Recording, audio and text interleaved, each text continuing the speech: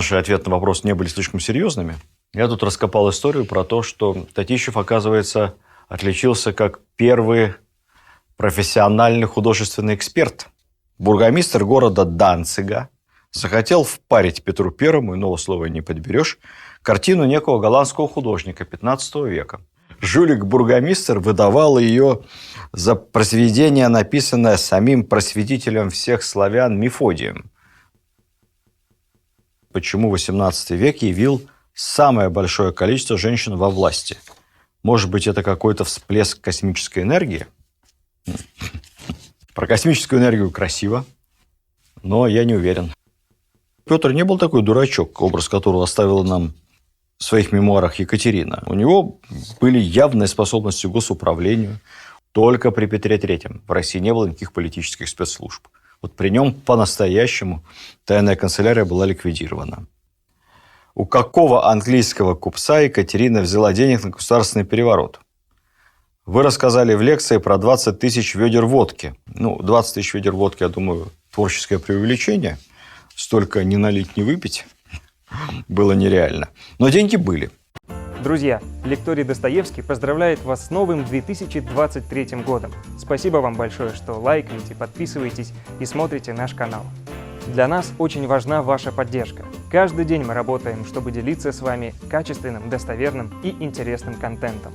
В эти новогодние праздники мы решили подарить вам множество интересных призов, среди которых книги Владимира Мединского, Яндекс-станция Алисы, пылесос Dyson, худи из магазина Достоевский и главный приз – 14-й iPhone.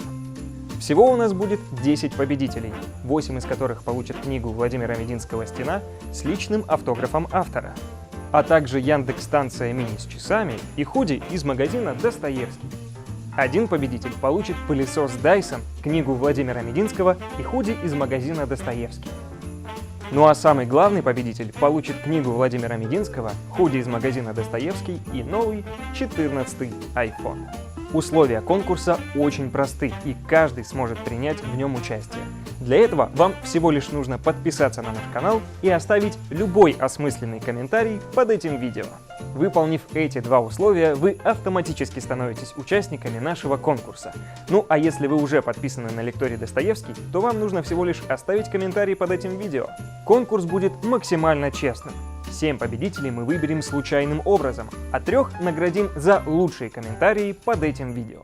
Итоги конкурса мы подведем в прямом эфире на нашем YouTube-канале 26 января в 6 часов вечера по Москве. Не забудьте поделиться этим видео с друзьями и близкими, чтобы они тоже могли принять участие в конкурсе и смотреть интересные видео на нашем канале. Спасибо за внимание! Подписывайтесь на наш канал прямо сейчас, если вы еще этого не сделали, оставляйте комментарии под этим видео и удачи вам в новом году и в нашем конкурсе!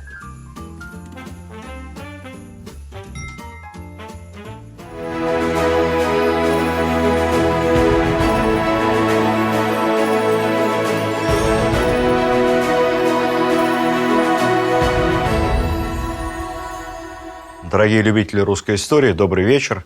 Я не знаю, как у вас, а у нас поздний вечер. Мы записываем наши рассказы из русской истории вечерами после работы. Сегодня у нас встреча посвящена давно минувшим временам, потому что наш курс «Рассказы из русской истории XVIII века» закончился довольно давно, но к нам продолжают поступать вопросы. Расскажите об этом, расскажите о том. Вопросы от телезрителей, вопросы от подписчиков, от радиослушателей. И в конце концов, коллектив нашего лектория не выдержал и подготовил с десяток наиболее часто встречающихся вопросов, на которые сегодня мы постараемся вместе с вами и найти не длинные, но интересные ответы. Так что передача по вашим заявкам. Начнем с вопроса Елизаветы Зенюк. Хотелось бы еще побольше о Василии Татищеве. Спасибо. Василий Татищев – интересный человек, яркий. Мы его обычно воспринимаем как первого русского историка, те, кто изучают русскую историю профессионально, до Карамзина. Но екатеринбуржцы и пермяки почитают его как одного из основателей своего города. Это важный государственный деятель, сподвижник Петра I, проживший довольно долгую жизнь, всю первую половину XVIII века. Начинал он с Петром как военный, поручиком, храбро сражался под Полтавой, был ранен. Потом назначили его ответственным за промышленное развитие Урала. Он был начальником казенных заводов при Петре. Это, по сути, управляющий Уральским краем. Даже занимался немного дипломатией, поработал в Швеции. Как начальник казенных заводов активно занимался промышленным развитием, ссорился с местными крупными собственниками, заводчиками. Они на него жаловались на притеснение. Наверное, был не без греха. Что ж тут сказать. Много раз его проверяли всякие комиссии из Петербурга, вот как князя Гагарина, управляющего губернатора Сибирским краем. Но, в отличие от Гагарина, обошлось. Все расследования закончились ничем, его полностью оправдывали. И не раз. При Елизавете, дочери Петра, он даже получил повышение и стал астраханским губернатором в чине тайного советника. Но для нас интересно другое. Последние годы своей жизни он провел в подмосковном имении Болдино. Это сейчас Солнечногорский район, недалеко от города Клин, где проходит замечательный фестиваль Чайковского. Там усадьба у Петра Ильича была. В Болдино, в своем имении, он занимался написанием первой русской истории. К сожалению, большому имению его пришло в ужаснейшее запустение. Ну, собственно, его практически нету. Руины. На Яндекс.Картах обозначено имение первого русского историка Василия Татищева, памятник первому русскому историку Василию Татищеву. Я туда ездил, по колено в грязи ходил, искал. Памятник, честно говоря, не дошел. Имения остались вот так в 3 кирпича, только основы стен. Российское военно-историческое общество взяло на себя бремя заняться восстановлением этого имения. Я очень хотел бы верить в то, что когда-то нашими общими родениями это важное для русской истории место, потому что именно там появилась первая письменная европейского образца русская подробная история. Это место когда-то возродится, и мы сможем туда приходить, все, кто интересуется русской историей, так же, как мы приходим сегодня, например, в Подмосковье, только на юге от Москвы. Замечательное имение – это Федеральный музей, где создавал свою историю Николай Карамзин. Усадьба эта называется Астафьево, русский Парнас. Оно тщательнейшим образом было Министерством культуры несколько лет назад. Сам этим занимался, восстановлено, благоустроено. Это прекрасная усадьба на юге от Москвы, очень близко. Приезжайте, побродите, почувствуйте дух этих стен, книг, этой природы, которая вдохновляла Николая Карамзина на написание своей бессмертной истории государства российского. Это государственный федеральный объект. А имение Татищева станет объектом военно-исторического общества, как я убежден, и должно быть. Потому что должно быть как можно больше общественных и частных музеев. Это всегда хорошо для страны, для людей, не так обременительно для налогоплательщика.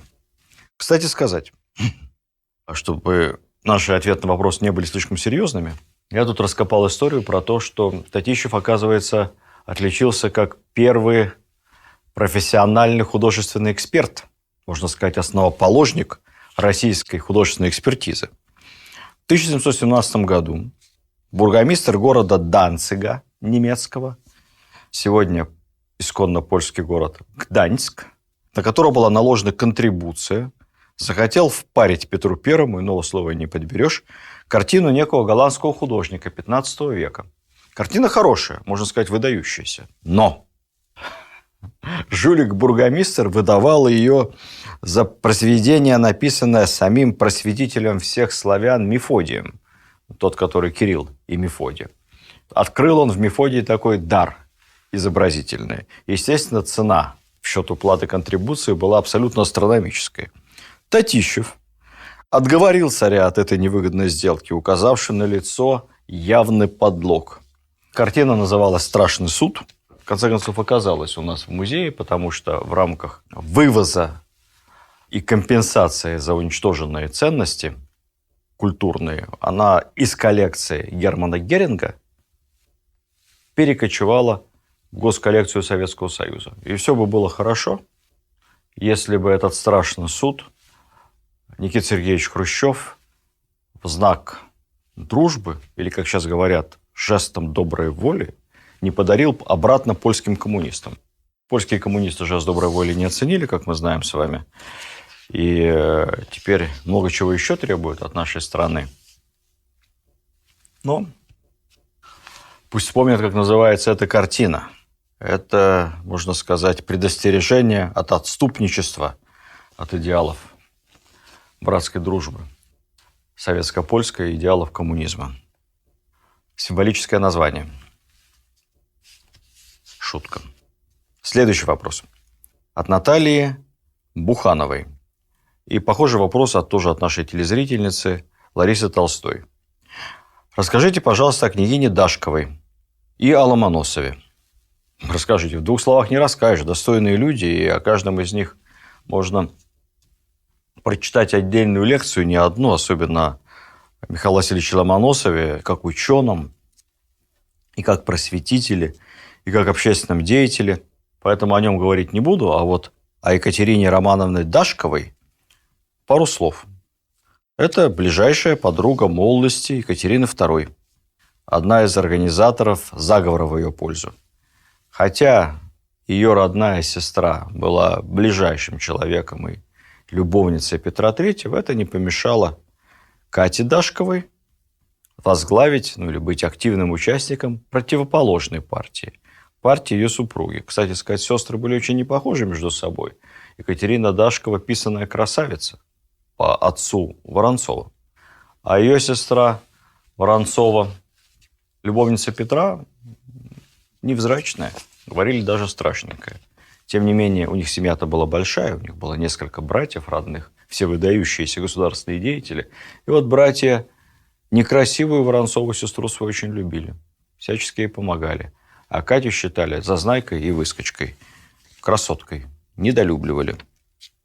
Тем не менее, Екатерина Дашкова – первая женщина в России, точнее говоря, первая женщина в мире, которая возглавляла Академию наук.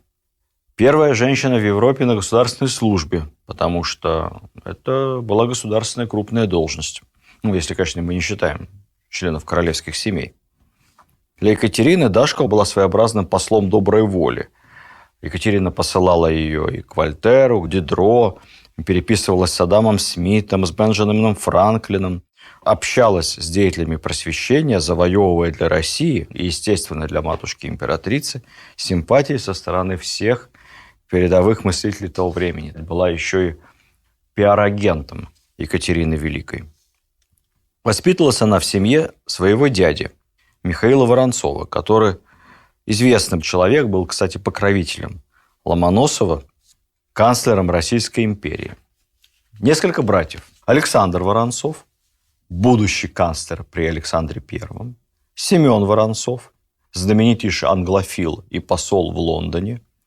Когда ей было 16 лет, у нее была одна из самых больших библиотек в Петербурге. 1000 томов. При той стоимости книг это огромная, колоссальная библиотека. Кстати, Дашкова много писала. Можно ее назвать литературным деятелем. Она писала и стихи, комедии, романы, переводила иностранные сочинения. Сегодня читать их, откровенно говоря, скучновато, так же, как и произведения другой известной литераторши, самой Екатерины Великой. Они все такие написаны в нравоучительной манере, как бы для воспитания детей и молодежи. Но весьма патриотические. Там никакой пропаганды вольтерианства не было. Государственнические произведения. Даже подписывалась, у нее псевдоним был у Дашковой «Россиянка». Кстати сказать, по инициативе Дашковой была создана еще одна академия, называлась она Российская академия или Российская академия словесности. Главной задачей этой академии было составление словаря русского языка. Дашкова всячески лоббировала изучение, оформление, систематизацию русского языка и даже пыталась первой ввести в наш алфавит букву «ё». «Ё». Писали раньше «и-о», а произносили «ё». Но почему-то возмутилась церковь. Какое дело было священному синоду до буквы «ё», честно говоря, не знаю. Но преодолеть их сопротивление даже сама Дашкова не смогла. После воцарения Павла I ее отправили в ссылку. Как написал цинично император для углубленных размышлений о событиях 1762 года, переворота, который сверх его отца и отдал трон узурпаторше Екатерине. Но Павел был человеком переменчивым и не злым, поэтому вскоре он Дашкову простил, и она вернулась и жила-поживала в своем подмосковном имении. Интересная женщина, редкая и по нашим, и по мировым меркам. Следующий вопрос от нашего подписчика в интернете, скрывающегося под никнеймом, который произнести невозможно. 5G C зброя. Видно, с Украины. У нас, кстати, много слушателей, подписчиков с Украины. Я особенно их ценю, потому что мне всегда приятно, когда наши лекции по русской истории, по нашей общей истории слушают наши соседи с Украины, с народа, который мы по-прежнему считаем братским народом. Я и сам с Украины, вы же знаете. Почему нельзя было после Петра II стать императрицей Елизавете Петровне сразу, как дочери, и не терять 10 лет? Что значит не терять? Что вы решили, что за годы царствования Анны Иоанновны Россия это 10 лет потеряла? Анна Иоанновна, конечно, далеко не самая любимая моя правительница. Женщина, откровенно скажем, малосимпатичная. Но, тем не менее, она ведь не одна. У нее была команда. У нее были помощники разной степени толковости. Поэтому страна жила, и кое-что в стране было сделано. Ну, например, при Петре дворяне не могли распоряжаться землей. Земля давалась им во временное владение, как и раньше было в России. А при Анне Иоанновне, наконец-то, права собственности дворян на землю были утверждены. И, в общем-то, для развития экономики, хозяйства это было неплохо. Еще одно хорошее дело, которое Анна Иоанновна сделала, это реанимация флота. Надо сказать, что после Петра флот российский загнивал в самом прямом смысле этого слова. И только при Анне начали наконец-то строиться новые корабли. И возобновились военно-морские учения на Балтике. У нее был хороший военачальник и хороший организатор военного дела, фельдмаршал Миних.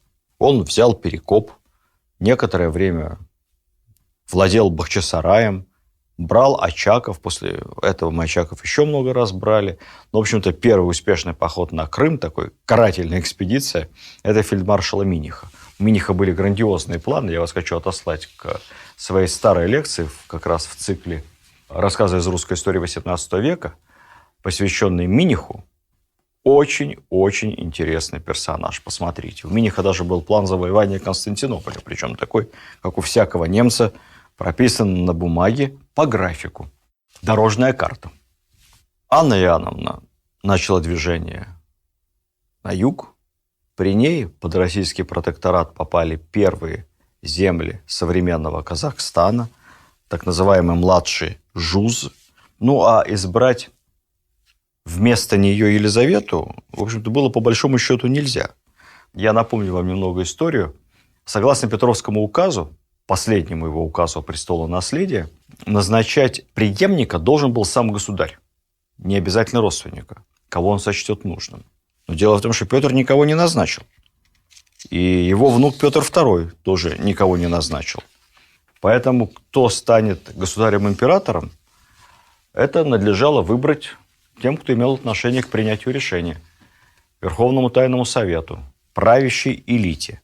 Элита выбирала из, собственно, двух основных кандидатов. Основных. Это дочери Елизаветы, но дочь была добрачная, по большому счету, незаконно рожденная, и Анны Иоанновны. Анна Иоанновна тоже отказалась от престола при вступлении в брак с герцогом Курлянским. Но вот имея этот несложный выбор, не считая еще там таких совсем уж экзотических кандидатов, вполне понятно, что верховники остановили выбор на Анне Иоанновне, поскольку она не имеет связи при дворе, бедная, очень хочет править, вырваться из нищей Курляндии, всем удобно, и, соответственно, будет идеальным кандидатом. Но все-таки она законная дочь Ивана V, соправителя Петра, брата. И они полагали, что очень удобно будет и легко управлять Россией от ее лица. А Елизавета, она и происхождения низкого, и менее управляемая. Верховники плохо разбирались в женской психологии. Анна Иоанновна потом с кондициями, мы помним, как поступила. Вжик, вжик, вжик. Правила вместе с Бероном весьма и весьма жестко. Следующий вопрос, видимо, из Болгарии. Цирин Остров, наш подписчик. Анна Иоанновна приезжает в Москву, а не в Санкт-Петербург. Почему? Потому что при Петре II столица России фактически, потому что указов никаких не было, была перенесена обратно в Москву, поскольку в Москву переехал император Петр II, подросток, и вслед за ним весь двор, правительство и все иностранные послы. Так что императорский двор и властные структуры находились в Москве, поэтому Анна Иоанновна и приехала в Москву, временно ставшую столицей. Петр II – это единственный российский император, похороненный не в Петербурге, а как раз в Москве, где он умер от оспы в Архангельском соборе. Можете прийти. Я не знаю, неужели кто-то из вас не был в музеях Московского Кремля? Наверное, были все. Но еще раз придите. Архангельский собор входит в комплекс музеев Московского Кремля. Посмотрите там могилу Петра II. Елена Михайлова, наш зритель. Не совсем поняла, кто же управлял страной, если Анна Иоанновна этим не занималась, а Берон был глуп. Под чьим руководством, по чьей воле восстанавливался флот и шло освоение территории? Этот вопрос прямо проистекает из моего предыдущего ответа. Повторю, государство – это не только императрица и не только ее фаворит. У империи оставался, еще со времен Петра, большой бюрократический аппарат во главе с петровским выдвиженцем Андреем Астерманом. Именно он, а никакой не Берон. При императрице. Он занимается двором, а кабинетом министров управляет кабинет министров, собственно, премьер Андрей Астерман. Армией управлял, повторюсь, талантливый полководец Миних. Миних, как мы помним, ему приписывается известная фраза, что Россия управляется напрямую Господом Богом, иначе вообще непонятно, как она существует. Но они обходились вместе с Астерманом вполне самостоятельно. И вопросами управления полагались больше на себя, чем на Божий промысел.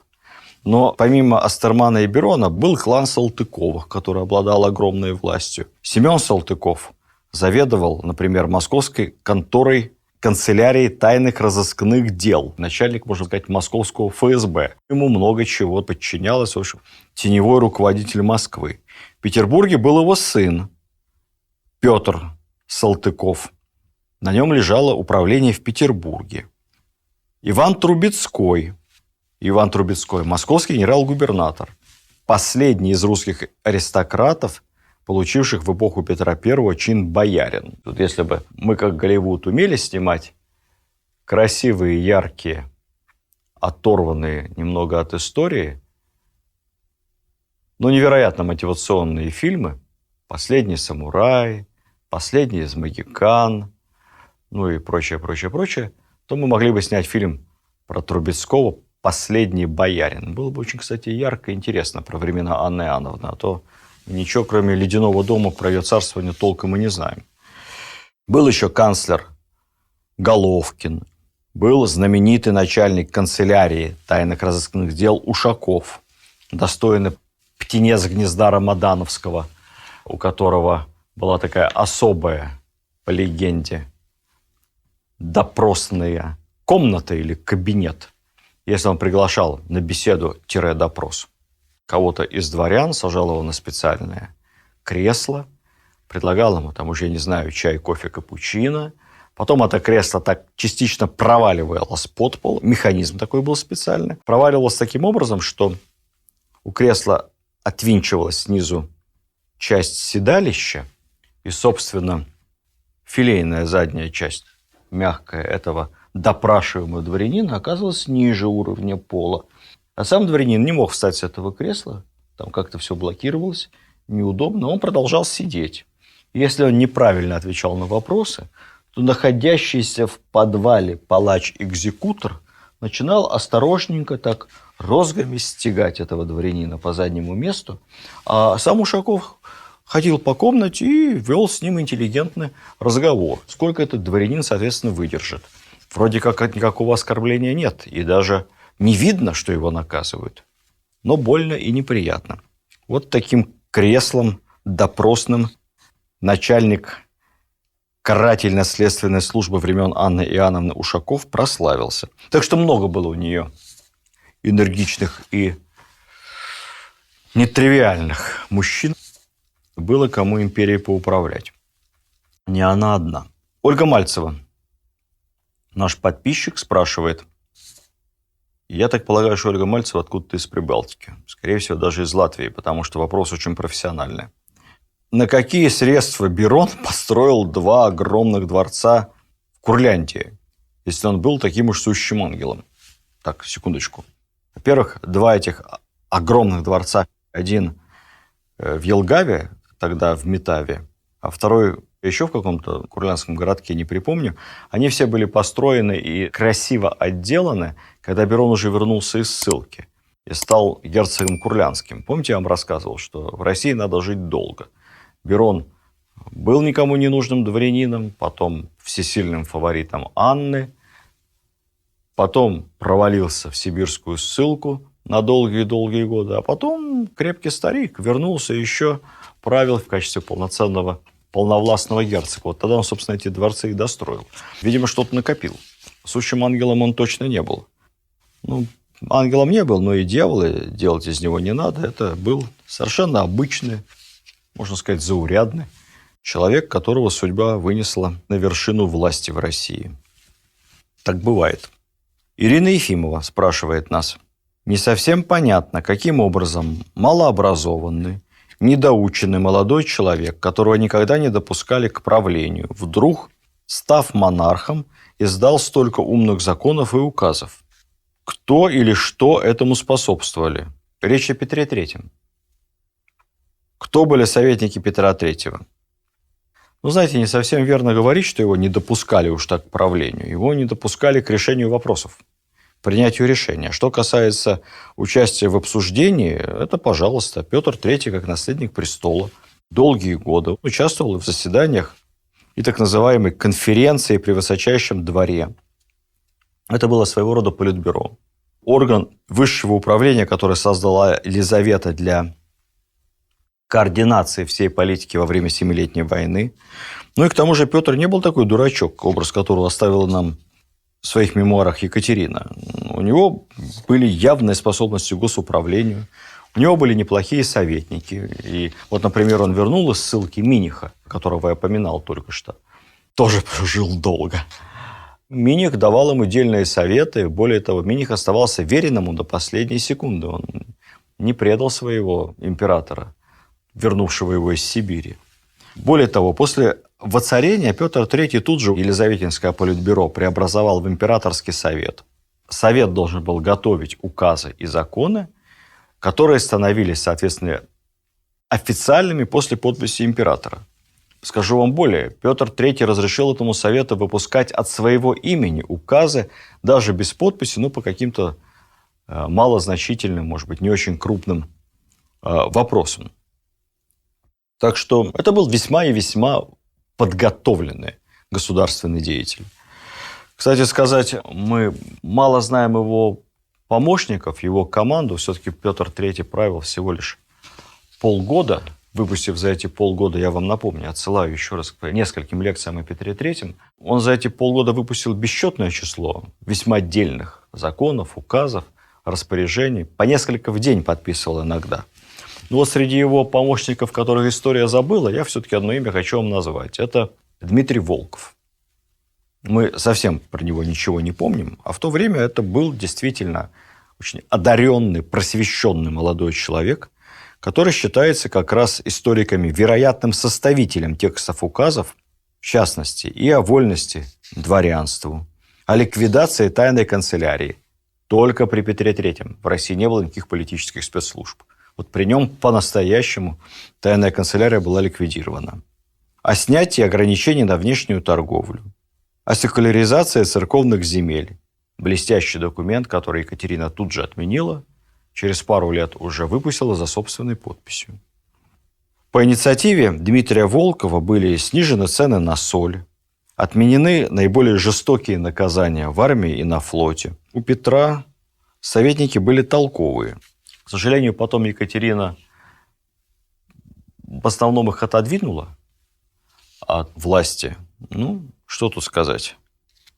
Как мы помним с вами из стихотворения Михаила Юрьевича Лермонтова «Игрою счастья обиженных родов». Это, в общем-то, про них. Вопрос нашего зрителя Константина Мартынова. Очень узкий вопрос, но интереса ради расскажем. У какого английского купца Екатерина взяла денег на государственный переворот? Вы рассказали в лекции про 20 тысяч ведер водки, которые были выставлены солдатам. А это немалые деньги.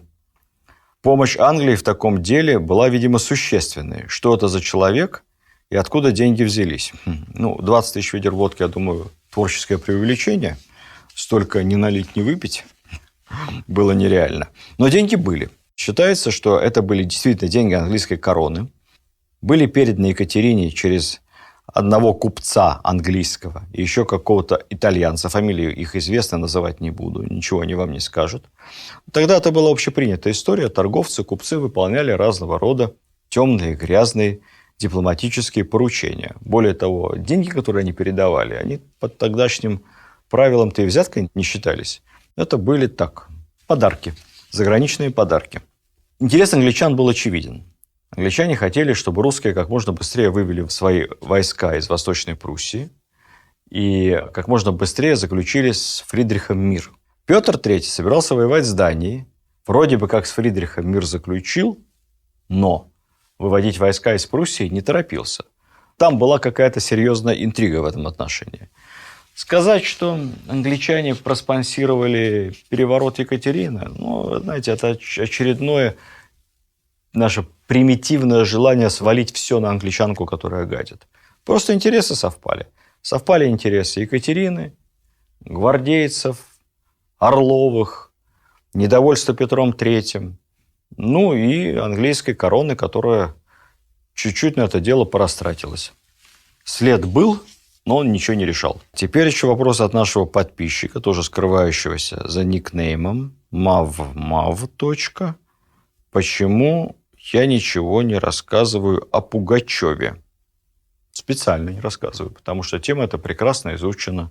Есть много литературы на этот счет, кино на этот счет. Пугачев тема модная была, популярная, революционная. Поэтому в школах ее проходили детально. Добавить я здесь ничего интересного не могу.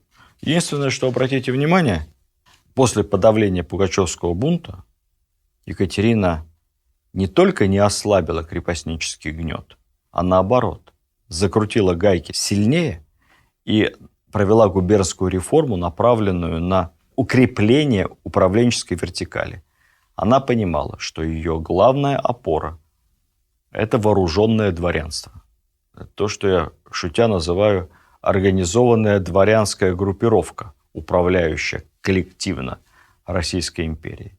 Екатерина была женщиной очень осторожной, очень мудрой, и ссориться с дворянством она не собиралась. Бог с ними, пугачевцами. Главное, чтобы опора трона была довольна. Она была. Некая Милена Ивин, или Айвин, спрашивает нас, почему XVIII век явил самое большое количество женщин во власти. Может быть, это какой-то всплеск космической энергии? Про космическую энергию красиво, но я не уверен, что это имеет какое-то отношение к реальной истории. Я думаю, что это в большей степени случайность, чем закономерность. Приходу к власти каждой из императриц в отдельности предшествовала ситуация некой династической неопределенности. Поскольку не было прямого легитимного наследника, то, соответственно, либо легитимность этого наследника не подкреплялась, как у Петра III, мощным силовым фактором, то появлялась возможность для переворотов и претензий на трон. К тому же гвардейцам, которые были военной, вооруженной силой, двигающей каждого переворота, им, естественно, казалось, что женщины будут больше их слушаться, что женщины более управляемые. Придворные группировки видели таких вот слабых правителей. Каждый раз им казалось, что женщина станет слабым правителем. И Анна Иоанновна, и Екатерина. Вот, что они будут такими послушными. И каждый раз снова и снова их расчеты не оправдывались. Придя к власти, женщины становились, как правило, сильными правителями. Иначе бы они не приходили. Так, ну и несколько еще общих вопросов. Отвечу на них очень коротко, потому что они напрямую к истории XVIII века не относятся, но повторяются из раза в раз. У нас есть даже такие подписчики, и зрители, которые любят одни и те же вопросы по несколько раз задавать. Из приличия хотя бы надо ответить. Сева из Мариуполя, тем более из Мариуполя, надо отвечать. Когда, наконец, будет лекция о Всеволоде Большое Гнездо? Не будет. Мы намеренно уходим от разговора о нашей древней истории. Ну, во-первых, это вотчина узких специалистов. Очень узких. И я просто боюсь идти по этому тонкому льду. К тому же, ведь, понимаете, наши лекции, они больше не о процессах, не об экономике, не о политике в широком смысле этого слова, не об общественно-экономических формациях. Наши лекции больше о людях и об их влиянии. Влияние руководителей, военачальников, политиков, ученых на те либо иные общественные процессы. А когда мы говорим о стародавних временах, то источников такой бытовой человеческой информации мало. И мне было бы очень сложно рассказывать о том же Всеволоде Большое Гнездо как о человеке. Я ничего не знаю ни о его привычках, ни о пристрастиях. Нам вообще мало чего известно о тех временах.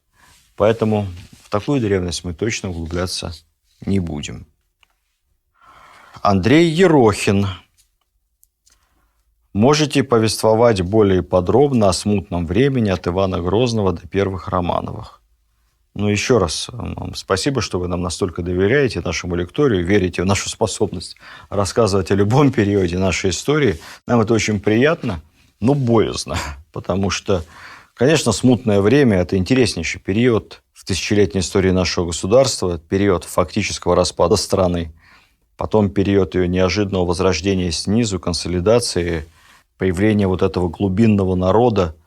В общем, очень много параллелей, конечно, смутное время показывает с 20 веком, с сегодняшним днем. Может быть, когда-нибудь поговорим. У меня есть книжка, единственная художественная книга, которую я рискнул когда-то написать в депутатские годы, когда было время, называется «Стена». Роман «Стена». Вот он как раз посвящен смутному времени. Действие проходит в самом начале 17 века. Это не тяжелая, практически приключенческая литература. Рекомендую, почитайте. Если будет интересно, поговорим как-нибудь об этом подробно, отдельно. Только не смотрите фильм. Есть еще сериал «Стена», снятый одной не очень добросовестной компанией. Я даже фамилию свою оттуда убрал. Фильм очень плохой, а книжка хорошая. Вопрос от Катрины Василенок. Вот хороший вопрос. Какой исторический период для вас наиболее интересен? Знаете, когда начинаешь погружаться в то либо иное время и узнаешь вот эти нюансы, вот эти вкусности, детали о людях, то каждый период по-своему интересен, потому что меняется уровень развития техники, технологий, все больше и больше информации нас заполоняет, как правило, ненужной абсолютно и даже вредной, ничем не помогающей нам жить, а только мешающей.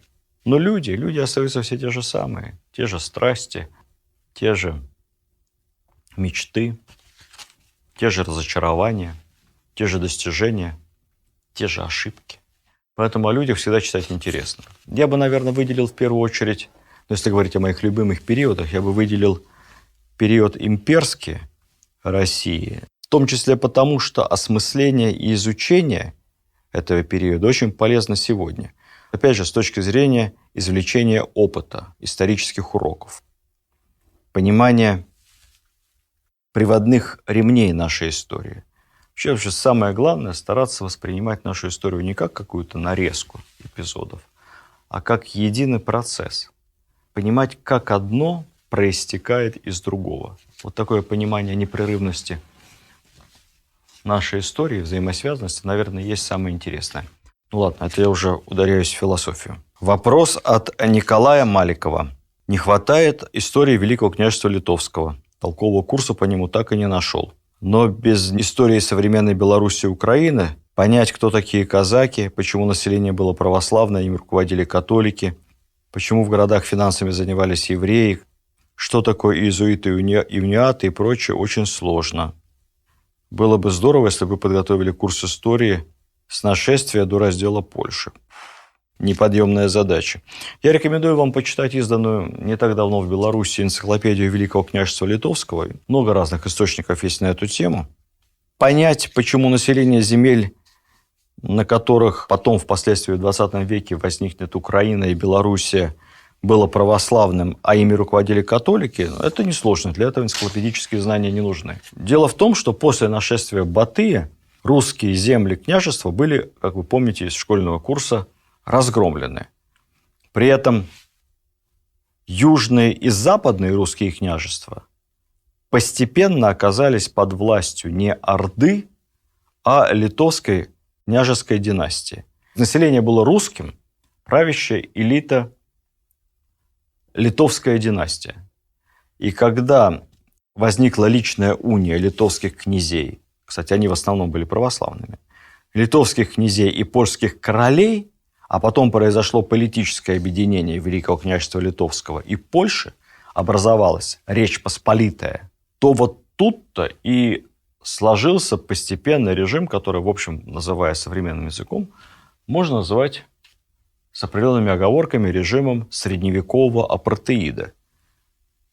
Подавляющее число землевладельцев, шляхетства, чиновничества были католиками, а подавляющая часть подвластного населения были православными. Католики преимущественно поляки, немного Литва, православные преимущественно русские. Русские, малоросы, белорусы будущие. Они все воспринимали себя тогда, естественно, единым народом. Началось постепенное оттирание и русского языка, но самое главное даже не языка, самое главное веры. Было идеологическое давление со стороны Римской католической церкви и, соответственно, имущественное давление. Поэтому Россия пыталась долгое время и на протяжении нескольких столетий реинтегрировать эти земли в одну большую православную Россию. Это был долгий, болезненный процесс, последствия которого ощущаются до сих пор. Анна Антонова спрашивает, будет ли у вас что-то о великих русских мореплавателях и землепроходцах? Не знаю, может быть, мы в рамках наших лекций будем касаться этой темы по ходу дела. Постараюсь, если возможно, будет что-то рассказать о Бринсгаузене, Лазареве, Пржевальском, Федоре Литке. Все они выдающиеся люди, которые очень много сделали для расширения нашей страны, для исследования новых земель, территорий, их обустройства, изучения. Мы забываем об этом. Но вот недавно совсем Российское военно-историческое общество открыло, вместе с Русским географическим обществом, открыло в Кронштадте первый памятник в мире нашему выдающемуся соотечественнику и основателю Русского географического общества, адмиралу Федору Литке. Он потрясающий человек. Он сирота из самой простой, небогатой дворянской семьи. Воспитывался у сестры. Сестра была замужем за военным моряком. Тот как-то увлек мальчишку рассказами о море. Пошел в гардемарины и так дослужился до полного адмирала. Боевой офицер, совершил несколько кругосветных плаваний. Еще будучи гардемарином, не имея права на офицерские ордена, получил первую боевую заслуженную награду за бой с французскими фрегатом в Балтийском море. Знак отличия Георгиевского креста. Еще солдатского Георгиевского креста тогда не было во время войны с Наполеоном. Вот он получил знак отличия за личную храбрость. Так вот, Федор Литке несколько совершил кругосветных путешествий. Исследовал Арктику, открывал новые земли. 20 лет возглавлял Российскую академию наук. Можете себе представить? Пролоббировал идею создания Русского географического общества. Но человек при этом настолько разносторонний, что когда в годы Крымской войны, мы об этом отдельно, наверное, поговорим, я все-таки собираюсь сделать отдельную лекцию про Крымскую войну. В годы Крымской войны, о чем мы с вами совершенно не помним, на нас напали не только на юге, в Крыму. Нас атаковали со всех сторон. Английская эскадра, англо-французская эскадра была у Камчатки. Английская эскадра у Архангельско-Словецких островов. И также английская эскадра, объединенная англо-французская эскадра, пыталась прорваться прямо к Петербургу, чтобы сжечь город с моря. Прорваться сквозь Кронштадт они не смогли. Федор Литке, будучи ответственным за оборону Кронштадта и за оборону Балтики, построил такую систему минных полей, заграждений и, как бы сейчас сказали, перекрестных артиллерийских точек, что как ни пытались англичане, но пройти это не смогли. Такой был разносторонний человек, географ, ученый, путешественник, блестящий офицер, настоящий романтик моря. Кстати сказать, и Беллинсгаузену мы тоже открыли несколько памятников. Даже несколько.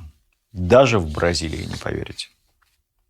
Ну и, наконец, давайте последний вопрос на сегодня. От подписчицы Златы. Спорт и творчество. Сейчас многими поднимается тема, что на русском престоле правили не русские цари. О, это любимая тема. Немцы нам правили. Немцы, засилье немцев. Ужасная неправда. Все не так. Но русские царевны выдавались замуж за европейских королей. Очень интересно послушать о том, кто из русских, то есть дети наших царевен, в итоге правили европейскими королевствами. Правители с русскими корнями известно немало. Например, помним с вами, что у Павла I было 10 детей. 4 сына, 6 дочерей, 1 умерла во младенчестве, но остальные были известными девушками в Европе. Елена Павловна, ее сын Поль Фридрих был великим герцогом Мекленбург-Шверенским. Ну, сейчас-то мало кому что скажет, но на самом деле тогда серьезное германское герцогство. Другая дочь, Маша, Мария Павловна, ее, соответственно, дочь, то есть внучка Павла, ни много ни мало, как супруга первого германского императора Вильгельма. Кайзер Вильгельм есть первый правитель Объединенной Германии, тот самый, у которого канцлером был Бисмарк. Дочь Анна, младшая дочь Павла I, замужем за королем Нидерландов Вильямом II. Как говорят, именно в его честь назван известный голландский клуб Вильям II, то есть королева Нидерландов. Далее, внучка Николая I, Ольга, стала греческой королевой-консортом. Какое-то время даже правила Грецией как регенша. А ее сын Константин занимал уже полноценно греческий престол. Ну и, наконец, как говорится, на сладкое. Современный король Нидерландов Вильям Александр, соответственно, у нас собьемся со столку сколько? Императора Павла I. Нынешняя королева Дании Маргаret II, правнучка Николая I. Король Карл III, король Великобритании, он же принц Чарльз, он же сейчас король Великобритании Карл, является правнуком Николая I. Не совсем по прямой, можно сказать, по женской линии, но тем не менее родственник и потомок. Так что кровь Романовых живет во многих европейских династиях. Конечно, к большому сожалению, даже современные дальние родственники и потомки Романовых, будь то короли и королевы Дании, Голландии, Великобритании, мало чем нам помогают. У них много собственных забот.